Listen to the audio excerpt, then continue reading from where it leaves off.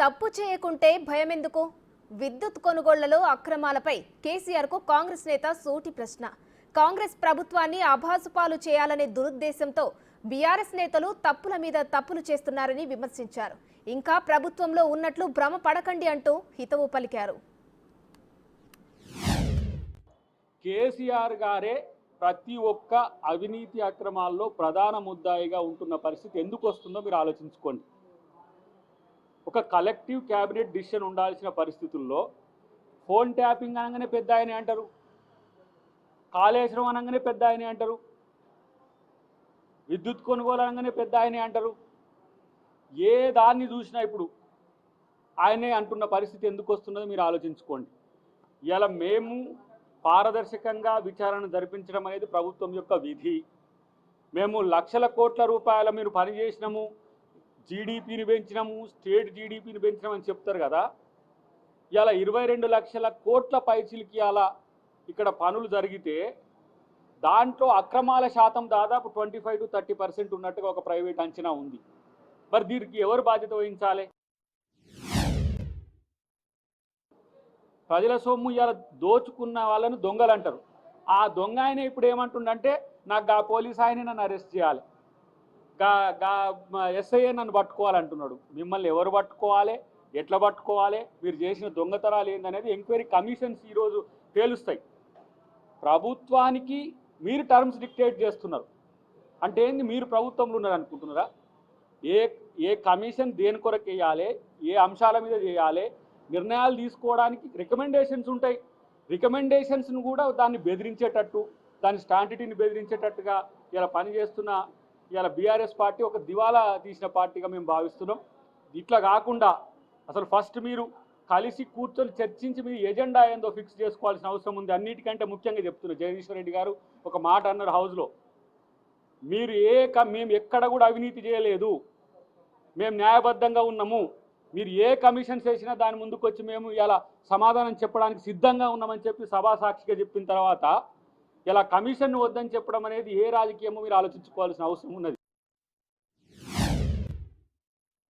కాబట్టి ప్రభుత్వాన్ని అబాసుపాలు చేయడానికి ప్రయత్నం చేస్తున్న కొంతమంది మిత్రులను చూస్తే నాకు జాలి అనిపిస్తున్నది. ముఖ్యంగా కేటీఆర్ లాంటి మిత్రుడైనా, హరీష్ రావు లాంటి వాడైనా, లేదంటే జగదీష్ రెడ్డి లాంటి వాడైనా, లేదంటే కొన్నిసార్లు బీజేపీ వాళ్ళు కూడా వాళ్ళకు కొంత వాడుతున్న పరిస్థితి ఉన్నది. రాజకీయాల కోసం విద్యార్థులను రెచ్చగొట్టడమో, లేకపోతే ఆయా శాఖలకు సంబంధించిన అంశాల్లో ఇష్యూస్ లేపడమో మీరు ఎజెండాగా పెట్టుకోకుండా ప్రభుత్వం అంటే మీరు అనే అంశం కూడా గమనించండి. ప్రభుత్వం అంటే కాంగ్రెస్ పార్టీ అధికారంలో ఉండొచ్చు కాక మీ పరిధుల్లో మీకు కూడా రాజ్యాంగబద్ధ హక్కులు ఉన్నాయి, రాజ్యాంగబద్ధ హోదాలు ఉన్నాయి. వాటిని వినియోగించుకోండి. ప్రభుత్వానికి అంశాలు ఉంటే ముఖ్యమంత్రి గారి దృష్టికి కానీ తదితర ఏదైతే శాఖలు ఉన్నాయో వాటికి సంబంధించిన అంశంలో మీరు ఆ దృష్టికి తీసుకొస్తే పరిష్కరించలేని ప్రభుత్వం కాదు ఇది. వినే ప్రభుత్వం. సామాన్యుడు చెప్పినా సరే కాంగ్రెస్ ప్రభుత్వం వింటది కాబట్టే ప్రజలు ఎన్నుకున్నారు. విని పరిష్కరించకపోతే మమ్మల్ని ప్రశ్నించండి, విమర్శించండి. కానీ ప్రతిదీ అనవికాలి కోరికలు కాకుండా ప్రభుత్వం పరిధిలో దాన్ని పరిష్కరించే అంశాలను మీరు ఆలోచించాలని చెప్పి తెలియజేస్తూ, ఇంకా ప్రభుత్వాన్ని, ప్రభుత్వ కమిషన్లను తప్పుబట్టే విధంగా మీ కార్యాచరణను బంద్ చేసుకోండి. ఫస్ట్ మాజీ ముఖ్యమంత్రిగా ఉన్న, లేదంటే బీఆర్ఎస్ పార్టీ జాతీయ రాష్ట్ర అధ్యక్షుడిగా ఉన్న కేసీఆర్ గారు ఫస్ట్ మీరు మేల్కొనండి. ఇప్పుడు దాదాపు 5-6 నెలలు అయింది ఇక్కడ ప్రభుత్వం ఏర్పడి. విపక్ష నేతగా మీరు అట్టర్ ఫ్లాప్ అవుతున్నారు. మీ పార్టీ ప్రజా సమస్యల్ని ప్రభుత్వం దృష్టికి తీసుకురావడానికో లేకపోతే ప్రభుత్వానికి నివేదించడానికో తడబడుతున్నది. మీరు ఇంకా ప్రభుత్వంలో లేరు. మీరు ఇంకా ప్రభుత్వంలో ఉన్నట్టు మొద్దు నిద్ర నటిస్తున్నట్టుగా నాకు కనబడుతున్నది. కాబట్టి ఇప్పటికైనా ప్రజా సమస్యల్ని సహేతుకంగా, నిజాయితీగా ప్రభుత్వం ముందు పెడితే పరిష్కరించడానికి సిద్ధంగా ఉన్నారు. ఈరోజు రైతు రుణమాఫీ అయింది. రేపు అన్ని రకాల 6 గ్యారంటీలకు సంబంధించి ఇంత ఆర్థిక లేమి స్థితిలో కూడా మీ వల్ల ఆర్థిక వ్యవస్థనే ఛిద్రమైపోయింది తెలంగాణది. ఇలా విద్యుత్తులో దాదాపు 80,000 కోట్ల పైచిలకి ఇలా అప్పులు ఉన్నాయి. డిస్కంలన్నీ కూడా అప్పుల పాలైనాయి. ఇంకా మాట్లాడుతున్నారు వాళ్ళు, మేము ఇది చేసినాం అది చేసినాం అని చెప్పేసి. విద్యుత్ కొనుగోళ్ల విషయంలో వివిధ కంపెనీలతో మీరు చేసిన ఏవైతే ఒప్పందాలు ఉన్నాయో వాటిలో స్టాంటిటీని డెఫినెట్గా రేపు ప్రజల ముందు కమిషన్ పెడుతుంది. ఆ విషయాన్ని మీరు గుర్తుపెట్టుకోండి. ఎక్కడ కూడా మీ మీద కక్ష సాధింపు కాదు. మీ ఎమ్మెల్యేని కాపాడుకోవాలన్నా, ఇటు ప్రభుత్వాన్ని ప్రశ్నించాలన్నా, లేకపోతే రాజకీయ కుట్రల కోసం కొంతమంది వెనుకుండి కుట్రలు నడిపియాలన్నా, ఇవన్నీ కూడా మీ ఎత్తుగడల్లో మీరు ఫెయిల్ అవుతున్నారు. మేము ఇలా చూడండి, రైతు రుణమాఫీ చేసినాం. రాజశేఖర రెడ్డి గారి తర్వాత 2004లో రాజశేఖర రెడ్డి గారి తర్వాత ఇప్పుడు మళ్ళా రేవంత్ రెడ్డి గారి ప్రభుత్వం ఈరోజు రైతు రుణమాఫీ చేసింది. మధ్యన ఏ ఒక్క ముఖ్యమంత్రి కూడా దాన్ని చేయలేకపోయిన పరిస్థితి మీరు గమనించండి. దాని మీద ఒక ఏదో విషం జిమ్మినట్టు మాట్లాడతారు. ఆ రైతులకు ఇస్తారా, ఈ రైతులకు ఇస్తారా, వీళ్ళే కొర్రీలు పెట్టడం. క్యాబినెట్ డిసిషన్ అయినాక కూడా మీరు చేస్తున్న ప్రయత్నాలు ఎంత దుర్మార్గంగా ఉన్నాయంటే, క్యాబినెట్ డిసిషన్ అంటే తెలియదా, లేకపోతే ఇప్పుడు ఆ మంత్రివర్గంలో ఉన్నోళ్ళు ప్రశ్నిస్తూనే ఉన్నారు, బీఆర్ఎస్లో ఉన్నోళ్ళు ప్రశ్నిస్తూనే ఉన్నారు.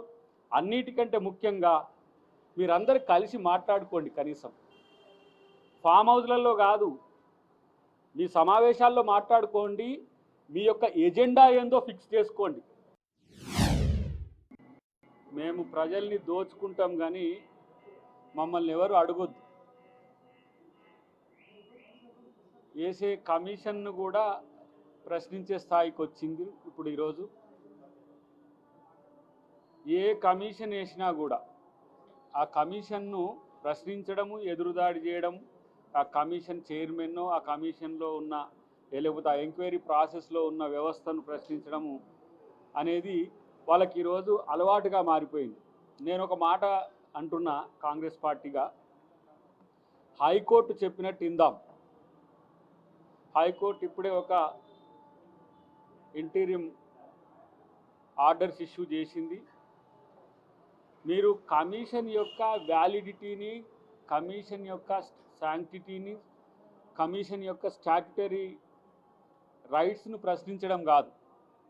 ఇలా మీ మాజీ మంత్రే అసెంబ్లీలో ఒక మాట అన్నాడు. ఏమని? మీరు ఏ కమిషన్ వేసినా కూడా మేము దానికి సమాధానం చెప్తాం, మేమేం తప్పు చేయలేదని. మరి అలాంటప్పుడు తప్పు చేయనోళ్ళు మళ్ళీ ఆ కమిషన్ వద్దని చెప్పి ఎందుకు ఈరోజు హైకోర్టును ఆశ్రయిస్తున్నారు, లేదంటే ఇతరత్ర వాటిని ఎందుకు ఆశ్రయిస్తున్నారు? కాబట్టి మీరు తప్పు చేసిందనే స్పష్టమవుతున్న పరిస్థితి. నేనేమంటున్నంటే, ఫస్ట్ మీ నాయకుడిని హౌజ్కు రమ్మని చెప్పమంటే అట్లా రాలే. బయట బహిరంగ సభల్లో మాట్లాడుకుంటున్నారు, అది తప్పని ఇది తప్పని అంటున్నారు. రేపు ప్రతి అంశం హౌజ్లోనే దాన్ని చర్చకు పెడతాం. ఈఆర్సీ ఇష్యూ కానీ, ఎలక్ట్రిసిటీ కొనుగోలు ఒప్పందాలు కానీ, ఛత్తీస్గఢ్ గవర్నమెంట్తో చేసుకున్న ఒప్పందాలు కానీ, ఇప్పుడు మా ప్రభుత్వమే అప్పుడు ఉండే, భూపేష్ బఘేల్ గారే ముఖ్యమంత్రిగా ఉండే.